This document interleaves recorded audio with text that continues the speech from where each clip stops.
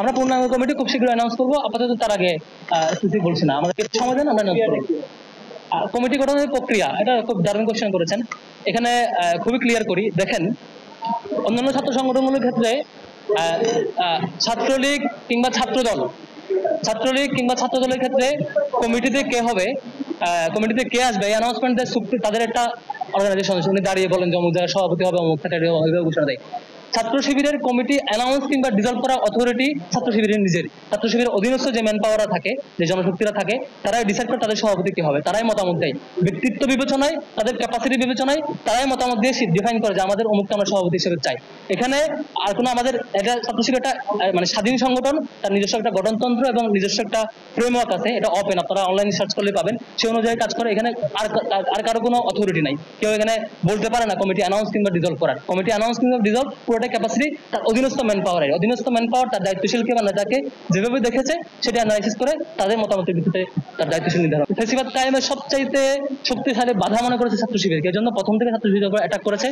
দেশব্যাপী এমন কোন লেয়ার নাই যে লেয়ারে ছাত্র শিবিরের অ্যাটাক হয় নাই। আপনি দেখবেন যে খুবই তৃণমূল পর্যায়ে আমি অসংখ্য ভাইকে দেখেছি যে সে নামাজ পড়ছে, ওখান থেকে ধরে নিয়ে গিয়ে বলছে যে অস্ত্র সহ গ্রেফতার গিয়ে করছে। মানে একটা ছাত্র সংগঠনের কেন্দ্রীয় সভাপতিকে বিনা অভিযোগে বিনা অপরাধে 56 দিন টানা রিমান্ডে রেখেছে, কেউ কিছু করতে পারে নাই।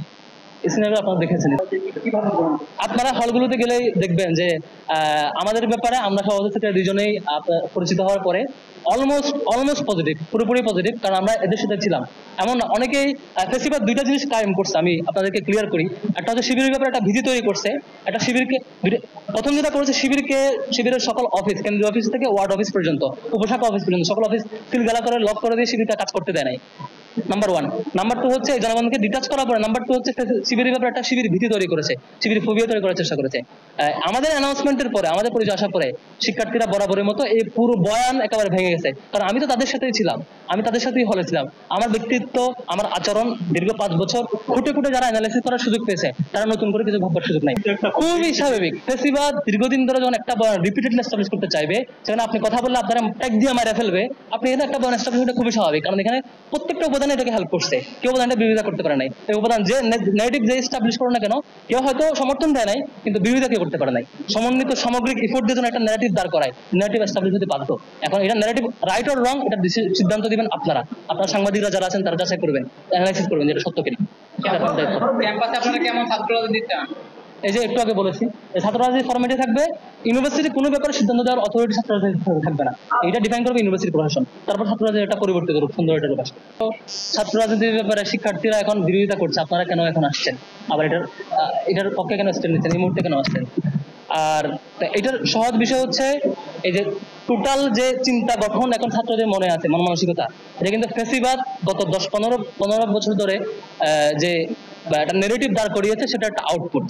বারবার যেটা নেগেটিভ, যে ছাত্র রাজনীতি মানেই যে নেতা আসলে প্রটোকল দিতে হবে, ছাত্র রাজনীতি মানেই সিট কে পাবে এটা আমি ডিফাইন করে দেবো, ছাত্র রাজনীতি মানেই যে হচ্ছে যে কাউকে টর্চার করা যায়, কেউ বিরোধিতা করতে পারবে না।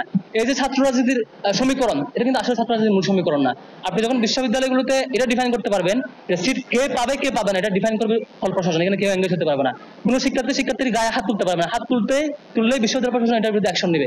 তখন দেখবেন যে এখানে আসলে আরো আমূল সংস্কারের পরে যখন দেখবেন এখানে কেউ কারো সিদ্ধান্তে কেউ কারো মত চাপায় দেওয়ার অধিকার রাখে না, সুযোগ পায় না, বরং কেউ কারো মত চাপায় দেওয়ার চেষ্টা করলে সে পানিশমেন্ট পায়, সাথে সাথে এখানে এই পরিবর্তিত যে ছাত্র রাজনীতির সুন্দর রূপ, এই রূপটা শিক্ষার্থীরা গ্রহণ করবে আমরা আশ্বাস করি। এদিকে একটা প্রশ্ন আসছিল যে অনেক ছাত্র সংগঠনরা সম্ভবত আগে একমত হয়েছিলেন। রেলিভেন্ট কোশ্চেন হচ্ছে, আপনারা একটু পরে করবেন, সেটা অ্যান্সার করে দিই, যে পরিবেশ পরিষদ নিয়ে একটা আলাপ আসছে, যে পরিবেশ পরিষদ ছাত্র শিবিরকে নিষিদ্ধ করছিল। দেখেন বিশ্ববিদ্যালয়ের অধ্যাদেশ অনুযায়ী, যে অধ্যাদেশ ইউনিভার্সিটি চলে, কাউকে হ্যাঁ বলো অথবা না বলো অথরিটি 3টা। Number 1 senate, number 2 syndicate, number 3 হচ্ছে একাডেমিক কাউন্সিল। এই 3টার বাহিরে আর কোনো অথরিটি কাউরে হ্যাঁ বা না বলার অথরিটি রাখে না, কারো অ্যাক্সেস দেওয়া বা না দেওয়ার। এই 3টার বাইরে পরিবেশ পরিষদ, সেখানে কোনো কেউ একমত হইলো কি হইলো না এটার উপর ভিত্তি করে কারো আপনি হ্যাঁ বা না বলেন, এটা আসলে মানে এটা ভ্যালিড কোয়েশ্চেন না, বরং ইউনিভার্সিটিকে কোয়েশ্চেন করবে যে আপনাদের অথরিটি থেকে এরকম কোনো ডিসিশন হচ্ছে কিনা। দেখবেন এই 3টা অথরিটি এ ধরনের কোনো সিদ্ধান্ত দূরের কথা, এই ধরনের আলাপই কখনো হয় নাই।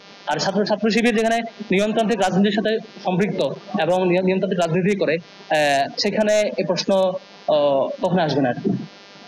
ঢাকা ইউনিভার্সিটিতে আপনি যদি সার্ভে করেন অলমোস্ট 90%, আমি বলি, আমি 100% বলবো, 90% আপনি পজিটিভ ফিডব্যাক পাবেন যে আমাদের ব্যাপারে, আমাদের ব্যক্তিত্বের ব্যাপারে, সাংগঠনিক ব্যক্তিদের ব্যাপারে, যে এতদিন যে বয়ান ছিল এটা মিথ্যা হিসেবেই সবাই রিসিভ করেছেন, যে এতদিনের ফেসিবাদের প্রতিষ্ঠিত বয়ান এটা একটা মানে উদ্দেশ্য প্রণোদিত ভাবে একটা টার্গেটেড ভুল ব্যাখ্যার একটা বয়ান হিসেবে প্রতিষ্ঠিত হয়েছে। আমরা অ্যানাউন্স করবো ইনশাল্লাহ।